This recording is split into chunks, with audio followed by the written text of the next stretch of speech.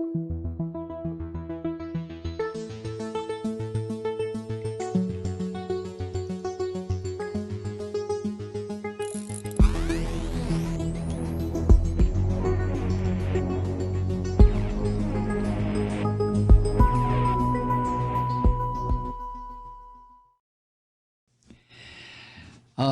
you've been following the news, you know what had happened with the school opening in one of the districts here in metro Atlanta.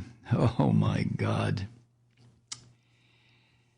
So far, 1,193 people, including students, school workers, and teachers, are now quarantined for COVID-19.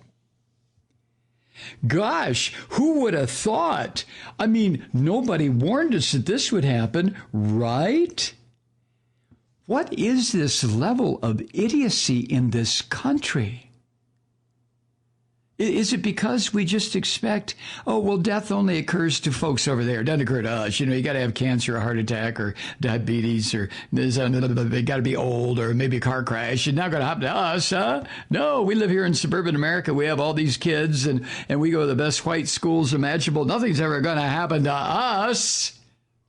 That's the illusion that one develops for one's ego.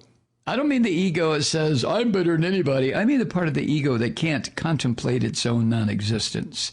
That part of the ego. Well, if I have a big house out here in the suburbs and I have all this cool furniture and I have 2.7 cars and 3.2 kids and the kids all go to great schools. Look at this great school. Look at the school over here. This is a great school. Oh, and I go to church. I don't believe that shit, but I go to church. I'm safe. Death won't notice me. Oh, you fool. That's the only thing I can come up with, that people who live in suburban America, which is where this story is from, are willing to to roll the dice with their own children's lives. Only they don't see it that way.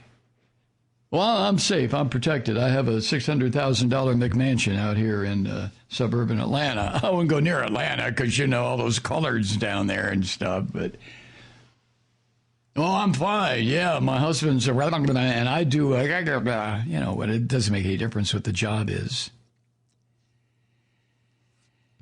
Anyway, here's the story. The first letter went out on August 4th, one day after students in the Cherokee County School District returned to their classrooms for the first time since the eruption of COVID-19, the Trump pandemic.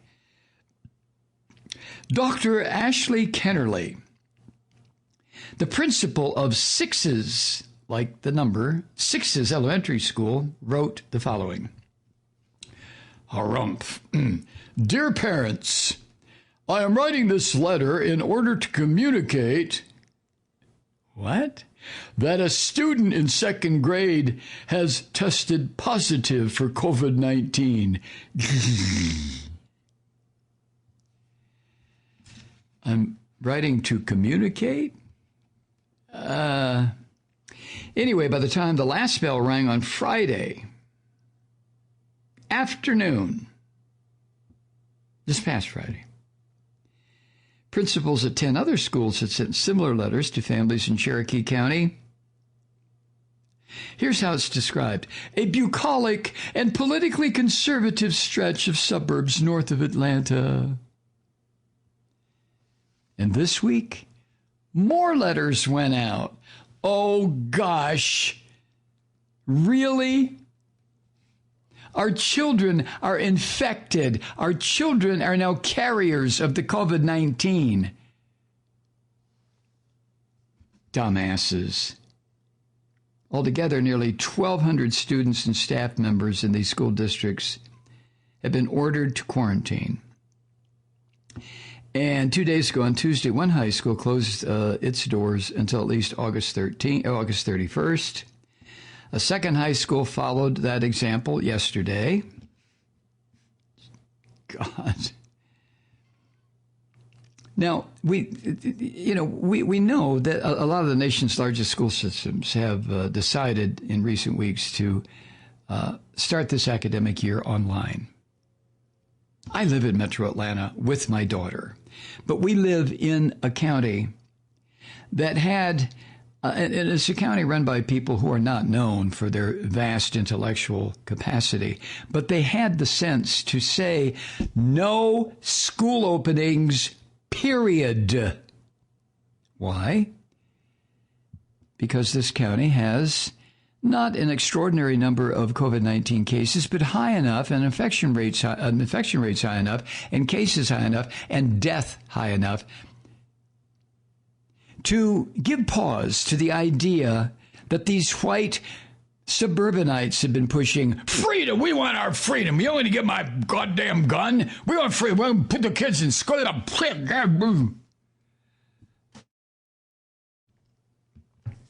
So the county in which Malloy School District resides decided, no, it'll be 100% virtual until the guidelines originally laid out before the Orange 8 politicized everything. The original guidelines of reduction in cases, below 1% or the testing. Of course, if you're not testing, how would you know?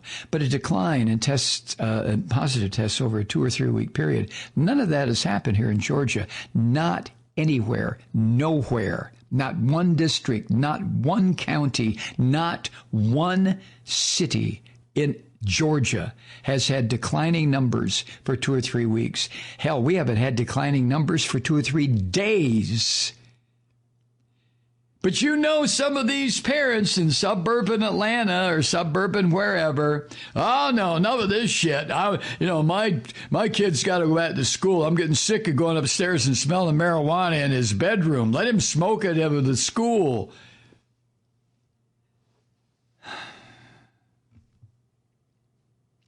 $1,200 students and staff members quarantine. Anyway, other districts, a lot of the nation's largest school systems, I think it was Chicago, L.A., New York. No, New York decided to open. Anyway, they've gone ahead with reopening. In Georgia, Tennessee, Mississippi, Indiana, and elsewhere, some schools, mainly in suburban and rural areas, have been open for almost 2 weeks. Of course. Yeah, absolutely. Their experience reveals the dangers of returning to classrooms in places where the COVID-19 has not been brought under control at all. And in some of these districts, like here in suburban Atlanta, students and teachers immediately tested positive, sending all kinds of people into 2-week quarantines, creating whiplash for schools that were eager to open, only to have to close the next day. You dumb shits, you. But you have those suburbanites, those white folks who are doing their damnedest to make sure nobody dies, not in their family. That's what the big house and the manicured lawn and all the cars are about. See, if I have all this stuff, I'm not going to die. That seems to be the prevailing attitude. I mean, that's based on my observation. Anyway, all of this has only further divided communities where parents and teachers have passionately disagreed over the opening of schools from a safety standpoint, from a medical standpoint, from a scientific standpoint. But you get around suburban Atlanta, there's no science out there. There's a lot of money, but there's no science. These are chuckle-headed fools, these white folk. I don't know what kind of reality they exist in, but these are the suburbs that voted in Trump and swear they're going to vote him in again. Good God. Anyway, depending on whom you ask down here, all these positive tests and quarantines and kids getting sick, isolation orders in Cherokee County. Now, it all proved one of two things. It either proved that school district's stupidity for opening schools during the worst American public health crisis in a century, or It demonstrated a courageous effort to return to normal. Oh, bullshit on that last one. A courageous effort to return to normal? No, it was an effort to throw our kids, no, not our kids, but their kids, into essentially a petri dish of potential disease and see what happens. Let's see what happens. Because the orange ape tells these dumb white assholes, hey, listen, teenagers, young people, it's like a cold to them. They don't get sick. Good God. Hey, Truth Seekers, Mike Malloy here. While you're sheltering in place and practicing safe social behavior, probably catching up on the Malloy cast, remember, we have a new weekly program just for our patron supporters. There are other thank you gifts for your support. Remember, visit MikeMalloy.com and click on the big patron link on the main page. You can't miss it, and we can't do without you.